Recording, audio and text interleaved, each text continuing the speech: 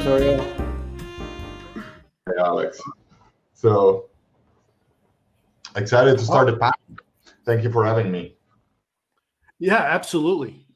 This is like one of my favorite panels because I think it's important, and I hope I'm not the only one that thinks that it's important. So I'd like the audience's feedback if you think that this ecosystem panel is really helpful or not. So that way we can think about how we do it in the future. But the goal of this panel is just to give everybody like a 30,000-foot view of the conversational AI space, and then to identify the areas that offer the most opportunity, and then to explore these areas in our conversation. And as we're talking with each other, with the conversation, if you have any questions, or if you have a comment or something, feel free to comment or ask a question right in the chat. That's for the attendees. So without further ado, Vittorio, why don't you introduce yourself? Tell us a little bit more about your unique perspective. And the reason why we are doing it with Rasa and Bot Society is because they have very unique perspectives. Like Alex has a natural overview of the NLP space because so many people use Rasa. And so he can see, he has insights on the market that are very rare that you wouldn't, normally have access to. And same with Vittorio with Bot Society. They're a tool for making or helping conversational designers build conversational design bots. And so they have an insight into how, in what use cases people are using, and they talk to their customers regularly. So let's jump in. Vittorio, can you tell us a little bit about yourself, and then we'll begin the topic? Sure. Hey, everyone. I'm Vittorio. I'm the co-founder and CEO of Bot Society. And if you never tried it out, Bot Society is a design tool for conversations. So it's similar to what you would expect out of a Sketch or a Photoshop or a Figma. But instead of designing UI, you design conversational AI interaction. And so you can design for voice assistants, you can design for chatbots. And the idea is that once you're done imagining and creating your blueprint, then you can hand it over to your engineering team. So for example, you can export to Rasa. I think we released an update on the Rasa export a couple of days ago. Now it's way more powerful, so I'm pretty excited about that. And the reason why I started Bot Society is because I think that AI is fundamentally going to change our life during our lifetime.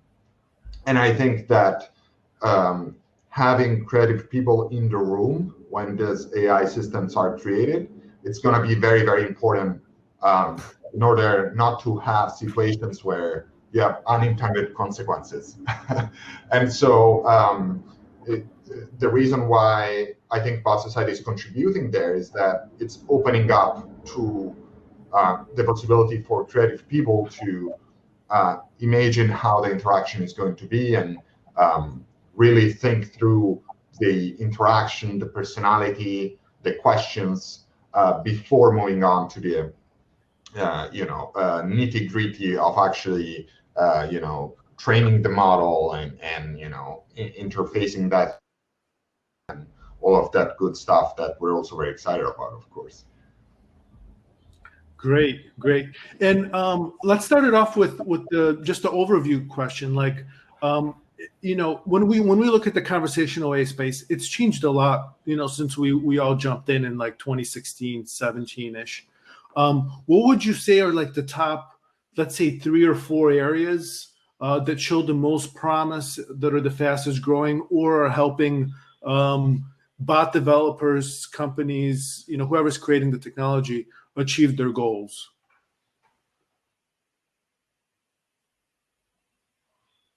Should I pick it up first? I don't know if Alex. Go for it, yeah. So I think we're very excited about. So I think we're very excited about mixed or multimodal experiences, where you can find an experience that happens on your website and then moves or exists also on your phone, on your SMS, for example, on WhatsApp, and how this relationship between your users and your company evolves on different surfaces, on different modalities. And so we're very excited about seeing, like in 2016, it was all about chatbots and was mainly about chatbots in Messenger, right? And that was like the start of it. But now we're seeing a lot of interest in, website chatbots, in IVR systems that use natural language processing technology instead of asking you to press one. Instagram is going to launch bots there too, and users are going to expect a consistent experience across all of these different domains. And so we're excited about seeing that, happening, and the value that they can bring to a company where it doesn't matter where your customer is or what it's doing. It can interact in a consistent way with your brand, that it's predictable for the user. That's where it gets really helpful. And I think especially with COVID, companies tried to find ways of scaling relationships in different ways with their users compared to before. So that kind of accelerated it. Yeah, and I think that's it's an interesting insight. When you're seeing these multimodal bots, is there a user expectation at all that that the conversation is picked up where it left off in a different channel, more or less? That's a good question. I think it depends on the experience, but the user expectation that is always there is that the interaction is consistent. So even if maybe I don't expect like I'm talking on the website, then I pick up my phone and it's just exactly the same history as a user, because maybe I understand I'm not logged in and stuff like that. Yeah. But I would expect the bot to behave in a very similar way. So even if I don't find the history, I would expect to be able to get there in the same way. And same thing with like if you switch to a voice interaction and stuff like that. Like the deepest expectation from me as a user is that I'm talking with the same person. So if that person forgets something, like I would expect that person to be the same. Got it. And Alex, what are some areas that you're seeing a lot of promise in? Maybe 2 or 3 areas of the biggest growth or change in the overall, conversational AI industry? Overall, I think a really good question, and something that I could talk about for very long. But I maybe like focusing on I think the key changes maybe also. I think that like over the last couple of years, what became really clear to us is that companies that have a lot of like end users, and it might either be like, high growth startups that have millions of end users, or like large global 2000s and Fortune 500 companies, seem to get the most benefit out of conversational AI at the moment. And of course, there are lots of other examples of like smaller chatbots, like smaller teams. But I think in many ways, the ones that really do see a tremendous return on investment from these initiatives are companies that have a lot of end users. And I think it's because they just have more room for automation, right? And it kind of makes more sense to deploy a proper team on it and to have like conversational designers, basically how you would do the same like for your mobile team or something like that, right? So because it's still some form of effort to build good conversational AI. And of course, this will get easier over time. But still you have to start somewhere. So I think that's one observation. And then I think the other one is that, especially when it comes to internal use cases, we see more and more out of the box providers, like basically like out of the box use cases being solved for things like IT help desk or HR. And I think they're especially also in tight combination with existing system of records already, right? If you think of Workday, for example, as one example, but many others. And I think that kind of makes sense in many ways, right? Because those like usually have some established backend API, and you can kind of come up with the same types of things that your end users will ask. Whereas back to the example from also Vittorio of like IVR systems, for example, in call centers, that's very, very custom for one company. And so it's hard to like provide something like that out of the box. Yeah, that's very interesting. I think that one of the reasons, and we see that too, is that it's mostly enterprises. And for me, it's, if they go in and change a couple of things and use the bot and they make a 1% difference, that represents tens of millions of dollars.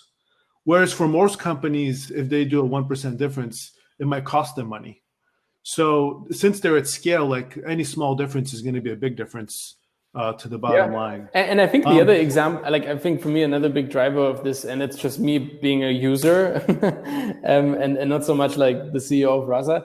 I mean, most of these like big old companies also just have really bad web and mobile experiences, right? And it's just terrible. I mean, and I hope for them to build better conversational AI. I mean, it's what we help a lot of them do. But I just hope for the end user that this will happen and will happen at scale even more so. Because it's just such a pain in the butt to interact with your telco, your bank, your insurance company. It's just bad. Oh, absolutely. And I think this has been a long time coming from the point of view that like enterprise technology has been poor for like the last 20 years, roughly. And now you finally have a conversational layer that can come and sit on top of a lot of this enterprise technology and make the UI and the user experience far more digestible, especially for like the employees. So are you guys seeing more internal use cases or external use cases? Are you seeing more use cases like for customer service, marketing, sales, or something more for like internal use cases, HR, etc.? I mean, I would say like all of them. I think the ones that do get significant like funding tend to be related to customer support, which I also think is not like a big surprise. Yeah. Okay. And Vittorio? Yeah, I would say we're seeing the same thing. I think the interesting thing that we're also seeing is that usually in the same company if you have an internal bot project, you also have an external bot project because the technology is the same. And so at that point, the knowledge can be shared across teams and both projects move faster. So I would say, I think I was trying to do the math in my head. I think we're near to 50% on each case. But usually like we see both in the same company, which I think is very interesting because the idea that you can transfer knowledge between these two domains, it's also very different compared to other stuff that you may do in a company where like, if you're building a product for your own employees, is hardly the same product that you're selling usually. And so instead, in this case, we're seeing a lot of interconnections and teams building on top of each other's success, which is exciting because it allows to accelerate, a lot of big processes that otherwise would take a lot of time.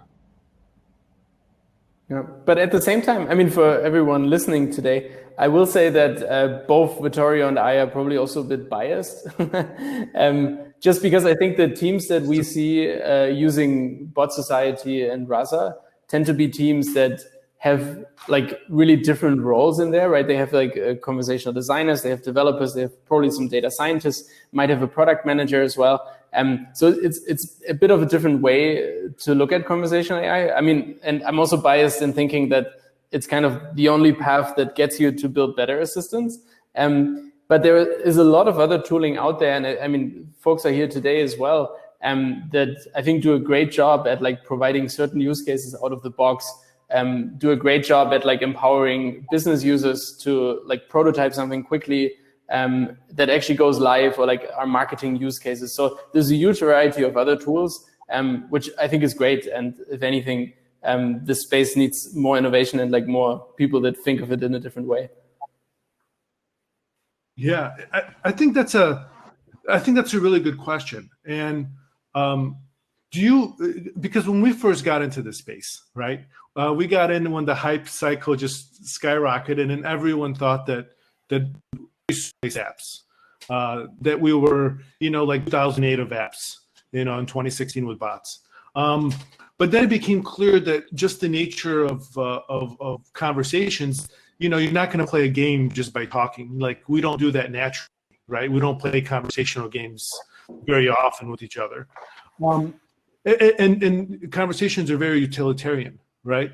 They serve a purpose. So do you think that this use case, and I would identify most use cases as being like customer service relating to anything dealing with communication, whether it's internal or external, right? And automating some process, some piece of this communication. I think that's essentially what bots do. They automate communication. Do you see there being more and more business models that leverage that and that become services in and of themselves? Or do you think it's going to be mostly like what we're seeing now, customer service, sales and marketing, internal use cases, conversational RPAs, some voice use cases? Or do you think we're going to start seeing some, chatbot only business services evolving?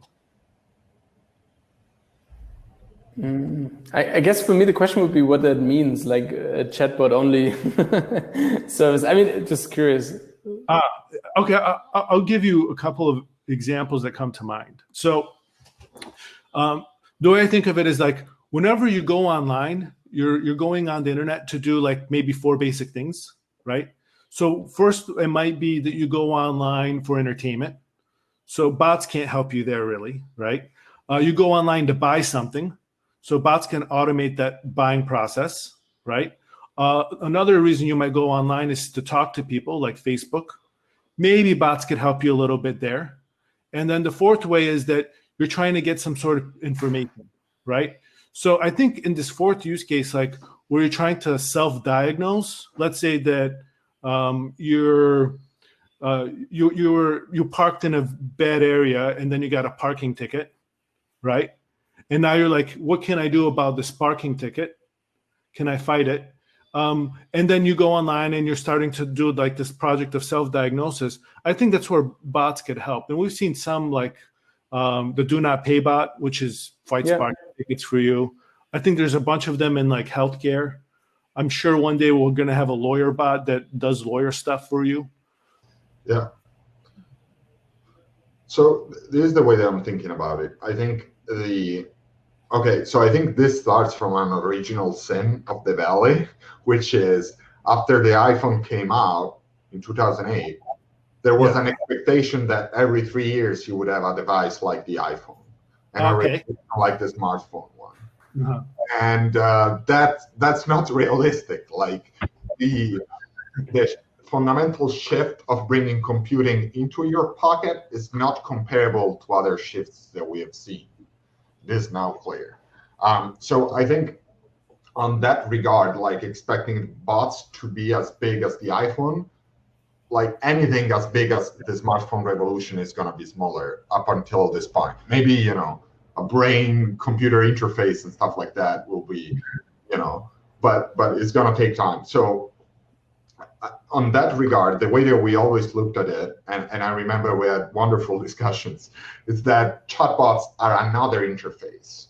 So you can choose to have, a graphical interface, you can choose to have a conversational interface, but it's not going to fundamentally change, at least from my point of view, it's not per se, an interface is not going to change your service or product, not necessarily. I think you can leverage it in ways that gives you a fundamental advantage. And so I think, for example, Lemonade did a great job at that, and they IPO'd in like five years or something like.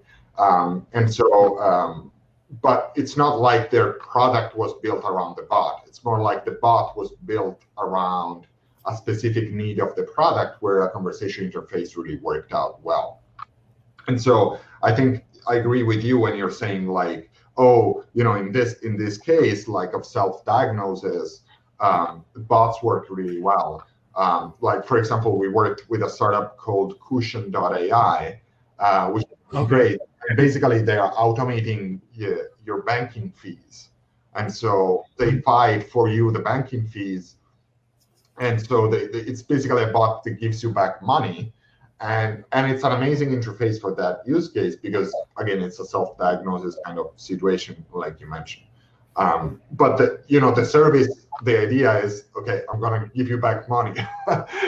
It's not the bot itself. And so I think that's the main difference. And I think if designers, at least from our point of view, if designers think of bot that way, of conversational AI in that way as another type of interaction, then you can really build very cool and very interesting things.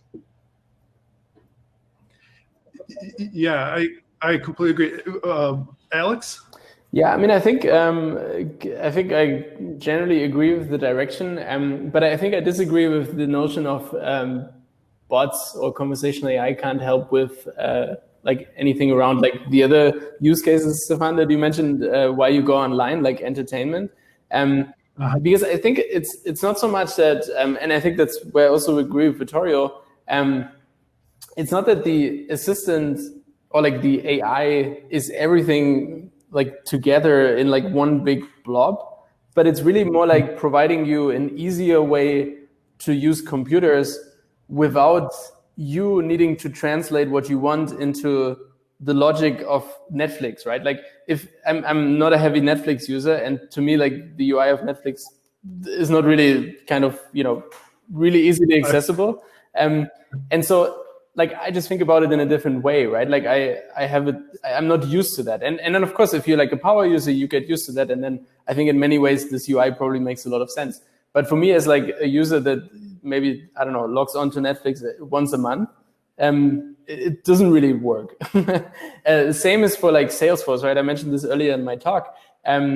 Salesforce is extremely powerful, and I know our salespeople, can do all these cool things in it. But for me, who I'm not like day-to-day interacting with that tool, it's pretty complicated to use. And quite honestly, I don't want to bother like understanding where to pull a certain report. So I'll just ask a human in our team to get me that report. And I think that's where like, I think a lot of the misconception in the early days of conversational AI came, because I don't think they will necessarily replace apps or so, right? Because we actually, and that's to Vittorio's point, we see a lot of use cases on web applications and mobile apps to enhance them and to make them better. But I think that, and I hope that they will be the main way of us to start like kind of interacting with computers. And then this interaction might trigger a certain UI, because back to the Lemonade example, in their case, they, for example, have a date picker where you can pick your date of birth, right? And that makes so much more sense than typing it in text, although it sounds cooler to type it in text. But everyone here in the audience who ever tried to like figure out entity recognition for dates knows that it's just an insanely hard problem still until today. So why not just give the user who's on a phone anyways a date picker, and it's easier for the user, it's easier for the developer, it's easier for everyone. But I think the exciting thing is that you can initiate the conversation with Lemonade through a conversation, through text and natural language, basically. And I think that's where I see the big potential. Yeah, so I guess in summary, it's chatbots shouldn't be a solution looking for a problem. Yes, but no product should be. So, so that lesson learned is true for everything in tech, I think. Awesome. Let me see if there's any questions from the audience, as we have a few minutes left here. Let's see. So, by the way, how would you? I wanted to give a shout out to folks in the audience that I know: Dennis, Mike, Hamed. Hey everyone, Lucia.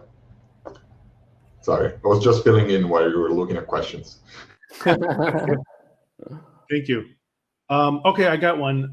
How would you address the challenge of many designers, developers, and business partners with different styles, all attempting to contribute to a coherent end user experience of a bot at a large enterprise. Can I go first? Go for it. Yes. I think it's more related to design. So I think this is a very good question. We have seen teams come up with different design processes in order to keep it, keep a consistent experience for the user when, it finally arrives. And I think it's a challenge even if you're designing, a website and a mobile app in a big enterprise. How do we keep the experience consistent? But in chatbots and conversational AI in general, it's even more, because the value of the conversational AI is that it's synthetic, is that it's compressed in a very short burst of experience. And so when the experience is shorter, it's difficult to make it more consistent. Like you have less real estate, right? And so this is why it's a good question. And the way to solve it is we've seen teams creating processes and basically adopting them from what they knew about designing UI and bring them back to the conversational world. So having something like a brand book of how your agent talks, it's very important, I would say, as a first step. And then as a second step, the objective, defining crisply the business objective of your conversation interaction is going to help your team rally together on a one direction. Because the other difficult thing is that since conversational AI can go anywhere, in order to keep it consistent, you also need to be very deliberate on the focus, and so that also helps you deliver a consistent experience. So I would say I've seen bigger teams having success in building these two artifacts, like a brand book, conversational brand book. So basically, you take your brand book, but you create it like a conversational version of it, that is then followed by the rest of the teams, and then this objective kind of statement. The next level, it's going to be design systems, but I can't talk about that because we didn't release it yet. That's right. And Alex, what are your insights on that? I don't think I have anything useful to add. I completely agree with Vittorio. Okay. And by the way, we're going to actually do a deep dive in this topic, because this is like a topic that a lot of enterprises have, and that is like, how do we set up our teams so they're optimally positioned in order to get the best insights as we create conversational AI products? And that's going to be I think the 1:30 to 2 o'clock session with GoDaddy. So Mira Lynn, she's like a product lead, and she talks about this topic. So we're going to do a big deep dive. So make sure that you stick around for that. Let's take a couple of more questions. Vesna wants to know, what would you say is the most important skill of a person who wants to be a conversational designer? That's your question, Vittorio. Very good point. So one most important skill, I think. Okay, so very difficult question, by the way. I'm thinking. So I think the most difficult thing as a conversation designer is that it's the same problem as a fish. So I don't know if you've ever seen that tale by David Foster Wallace, that there are two fishes, and one fish says to the other, "How's the water today?" And the second fish says, "What is water?" Right? Because he has no idea it's in the water. And so when you're using language as a tool, you need to kind of like step back from language and look at it as a tool instead of being immersed into it. That's why so many conversation designers arrive from linguistics and that area. It's because they already see that as a tool. And I think that's also why being bilingual helps you in being a conversation designer, because you're already treating language as something different than what you're used to. So I think stepping back and starting to look as language as a tool compared as to just something that is happening in your life is the most difficult skill on a very high level. I don't know if this is helpful.